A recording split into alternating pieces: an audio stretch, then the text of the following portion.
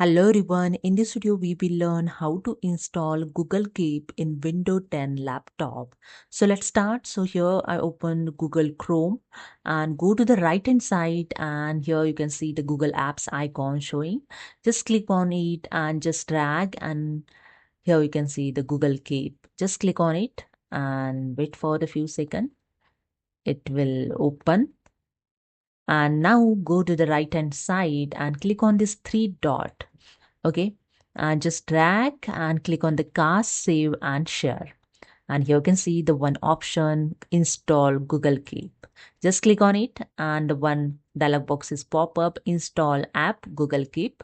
Just click on the install and wait for the few seconds. It's installed. And with this, would you like to pin Google Keep to your taskbar? Just click on the yes, that's it.